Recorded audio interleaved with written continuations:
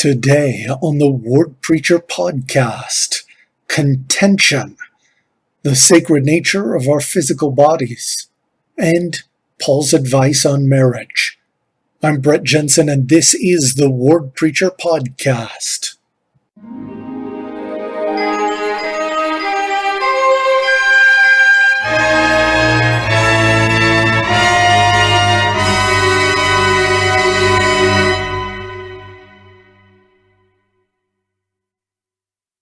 All right, the Come Follow Me material for this week will bring us to 1 Corinthians chapters 1 through 7. We'll spend a little more time in 1 Corinthians. There's a lot of stuff in this epistle, and Paul doesn't mince words. He gets right into some really challenging difficulties that are being experienced by the saints in Corinth. Let's go ahead and get started in verses 11 through 13 of the first chapter. For it hath been declared unto me of you, my brethren, by them which are of the house of Chloe, that there are contentions among you. Now this I say, that every one of you saith, I am of Paul, and I am of Apollos, and I of Cephas, and I of Christ. Is Christ divided? Was Paul crucified for you? Or were you baptized in the name of Paul? So here we have some verses that emphasize the importance of avoiding contention.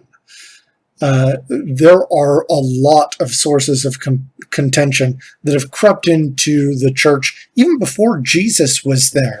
There were various sects that are kind of understood better through the New Testament. We look at the sect of the Sadducees and the Pharisees, who in their own ways embraced some things that were good and some things that were not good. The Sadducees had a special place in their hearts for temple worship and for remaining true to the Torah, the 5 books of Moses. Unfortunately, the downside is that meant they rejected the resurrection. The Pharisees had their eyes really focused on all of the traditions, thinking about what it meant to be of the house of Israel and worship the Lord. And they embrace some traditions that they probably should not have. And of course, these distinctions, these unimportant distinctions, became very important, became identifying features for a lot of these people.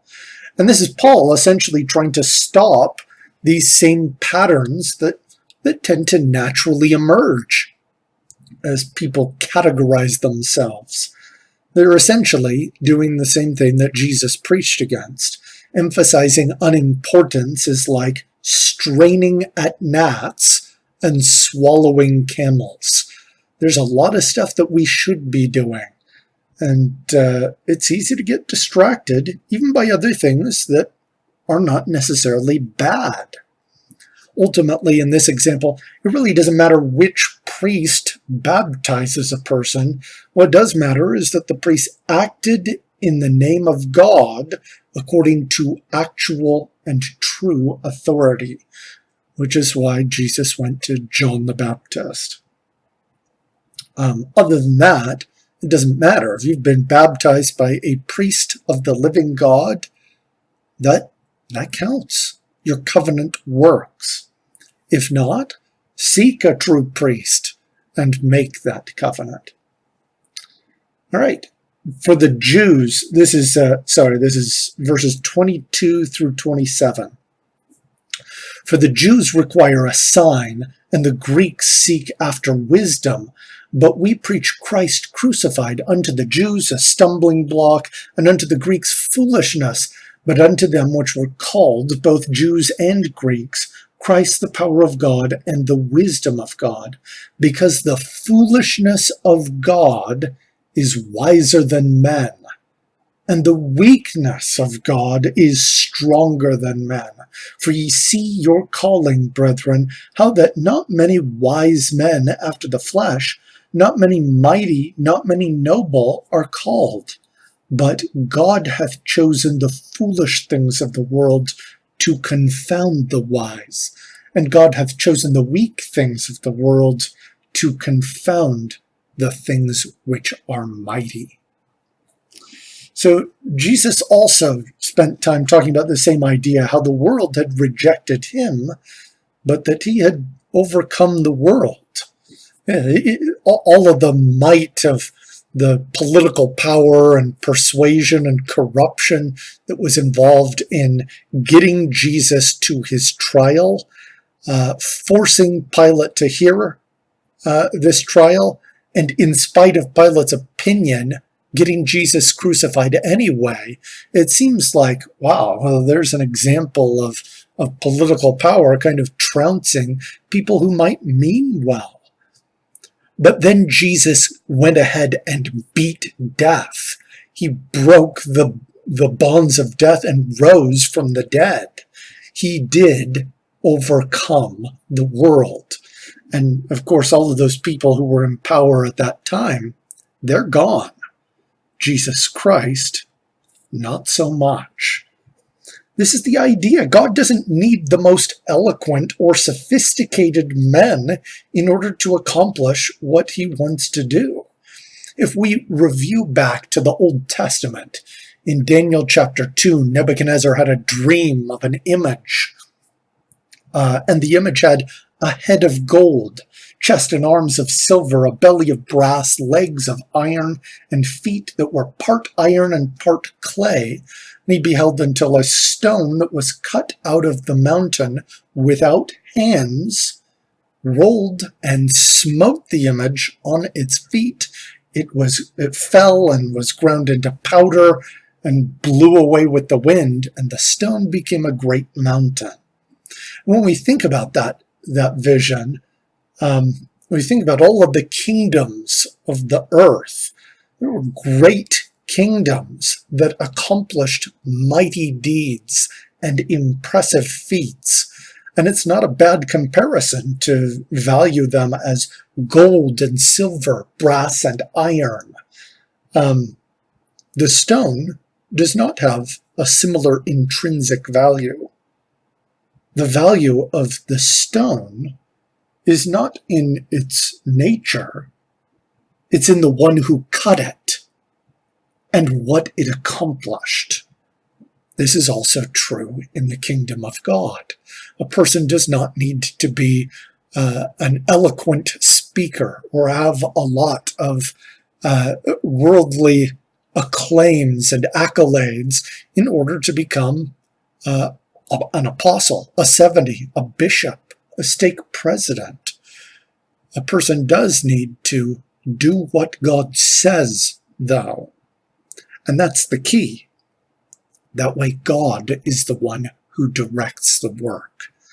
Having these other things that seem like foolishness don't matter when God triumphs in the end. Right, the next section, Paul discusses about how the members of the church have a tendency to sue each other in court, to go to the law of the land. And he's not happy about this. This is 1 Corinthians chapter 6, the first 4 verses. Dare any of you, having a matter against another, go to law before the unjust and not before the saints? Do ye not know that the saints shall judge the world? And if the world shall be judged by you, are ye unworthy to judge the smallest matters? Know ye not that we shall judge angels? How much more things that pertain to life? If then ye have judgments of things pertaining to this life, set them to judge who are least esteemed in the church. All right, so what's being said here, the saints who are supposed to be honest and faithful and true, who have covenanted to be so with Jesus Christ through the ordinance of baptism, you'd think people like that probably ought to be able to work out any difficulties that they have without having to go to potentially, and in the case of some of these Roman governors, almost definitely corrupt government officials, we ought to be able to handle that ourselves. We ought to be honest enough to admit if we've made a mistake, and gracious enough to extend forgiveness and find a way to help one another to solve our problems. It is kind of interesting. Paul is very clear here about how saints will judge the world and the angels. This means we really should have a pretty good grasp on what's right and wrong. And we should be expected to embrace the right. We should judge the way that Christ does. And I think that's the key. It's not necessarily don't make any decisions at all, which some people like to interpret Jesus' teaching, judge not, to mean. Of course we judge, we make decisions, but we need to do so righteously. We need to do so based on truth and honesty on the principles taught by Jesus Christ. All right. Paul also has quite a bit to say on the nature of the human body. Your body is sacred. Here in 1 Corinthians chapter 3, verses 16 and 17 are a couple of well-known passages. Know ye not that ye are the temple of God, and that the Spirit of God dwelleth in you? If any man defile the temple of God, him shall God destroy. For the temple of God is holy, which temple ye are. This is really important. Your spirit is the child of God. Your body allows your spirit to experience many things, both good and bad. Only those who master their bodies, who can choose good over urges, who can choose what's right over nature, can fully realize their potential. Part of this is being smart about what temptations affect you and how you are influenced.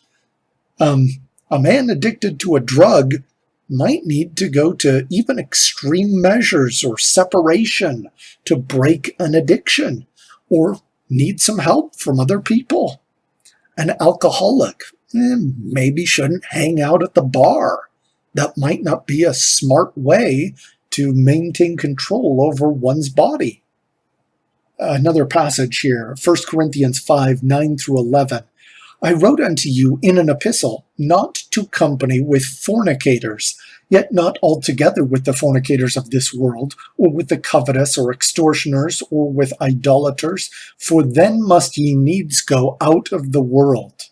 But now I have written unto you not to keep company if any man that is called a brother be a fornicator, or covetous, or an idolater, or a railer, or a drunkard, or an extortioner.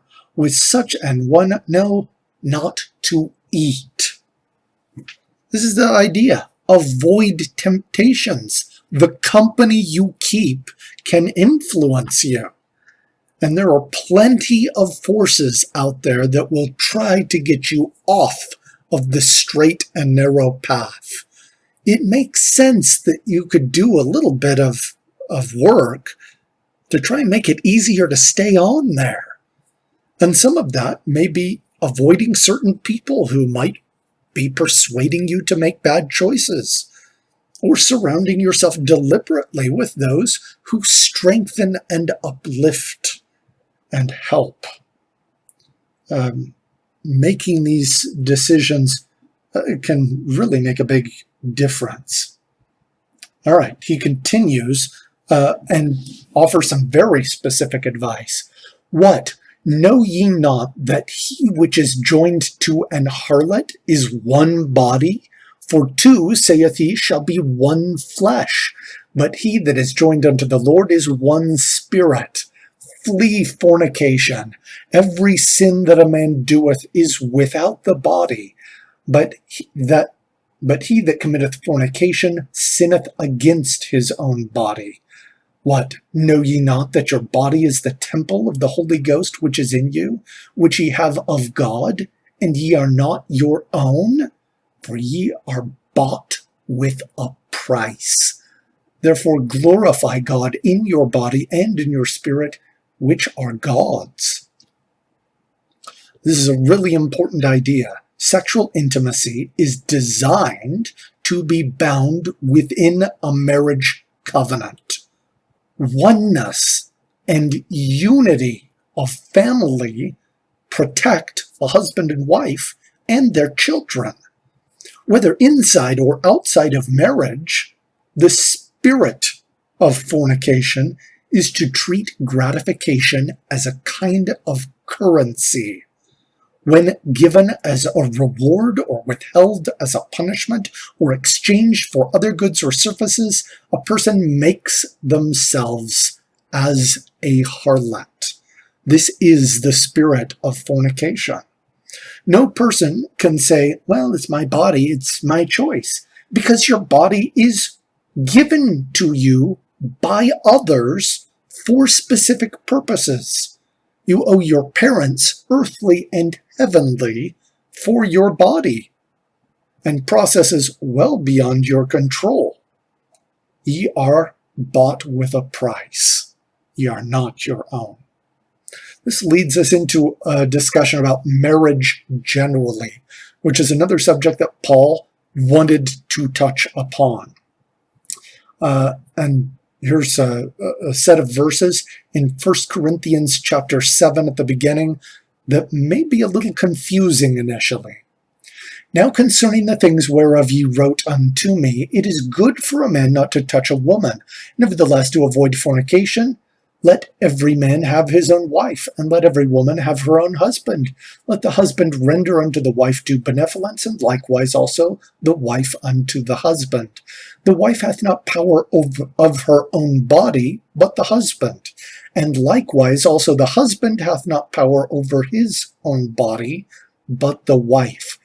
Defraud ye not one the other, except it be with consent for a time, that ye may give yourselves to fasting and prayer, and come together again, that Satan tempt you not for your incontinency. But I speak this by permission and not of commandment, for I would that all men were even as I myself. But every man hath his proper gift of God, one after this manner, and another after that. I say therefore to the unmarried and widows, it is good for them if they abide even as I. But if they cannot contain, let them marry, for it is better to marry than to burn. So is Paul saying it's better not to be married?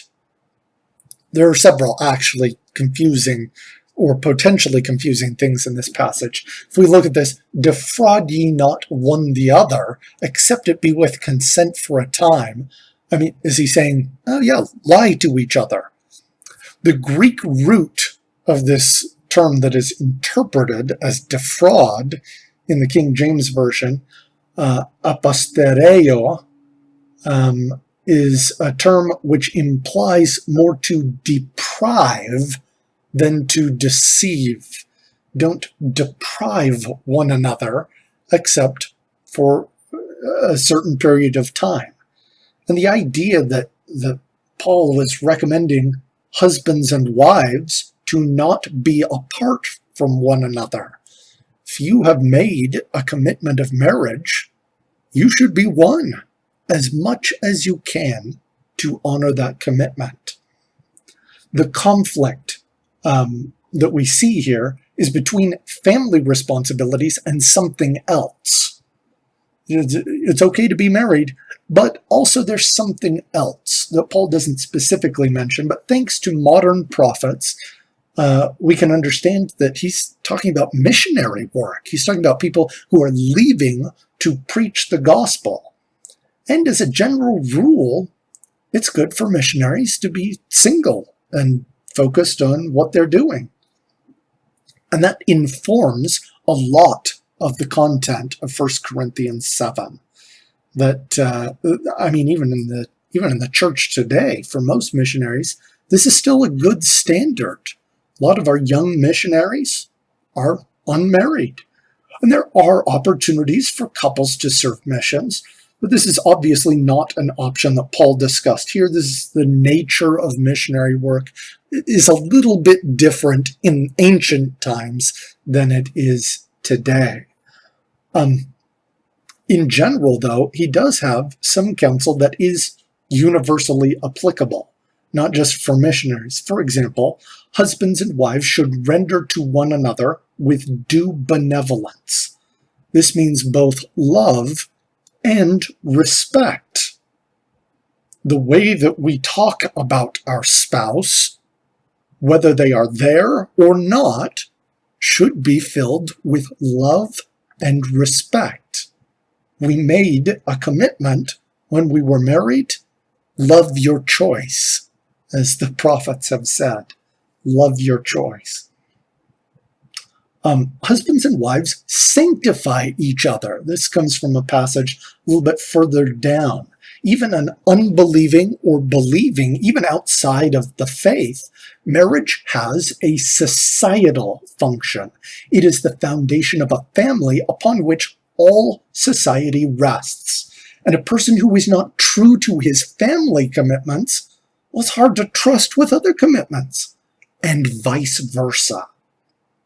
The wife hath not power of her own body, but the husband, and likewise also the husband hath not power of his own body, but the wife. In other words, selfishness is a root cause of many marital problems. Forgiveness, compassion, selflessness, these qualities help a husband and wife. They help them individually, and they help them to help one another, and they bless their home. These qualities, as they are encouraged, as they are developed, they can help a man and a woman become sanctified, which is part of what Paul was teaching. All right, and then he continues on in verses 32 through 34. But I would have you without carefulness. He that is unmarried careth for the things that belong to the Lord, how he may please the Lord. But he that is married careth for the things that are of the world, how he may please his wife. There is a difference also between a wife and a virgin. The unmarried woman careth for the things of the Lord, that she may be holy both in body and in spirit. But she that is married careth for the things of the world, how she may please her husband. So there are a couple of ways to look at this. From the marriage perspective, the married should care about how to please their spouse, which includes attending to physical, spiritual, and emotional protection. And in so doing, they can find happiness and righteousness and goodness. The unmarried can serve in other ways and should try to find happiness in so doing. Spending all of one's time as single, being miserable because one is single, is really not what the Lord would have us do, as difficult as it may be. There is opportunity for us to serve in unique ways, regardless of our circumstances. God has a plan for you. Ultimately, when we look at the big picture, though, when we understand what Paul is talking about in these verses, it's clear God absolutely approves of marriage between a man and a woman. The foundation of a strong commitment is the ideal place to provide his spirit children their own bodies to learn to master and to learn good and evil. We should work hard to overcome the natural tendencies that we have to avoid contention and to become united, ultimately to prepare for that great day when we will be reunited with our Heavenly Father. Next week, we will look at 1 Corinthians chapters 8 through 13, emphasizing spiritual gifts. We appreciate all the support for the Word Preacher podcast. And of course, as always, fight on.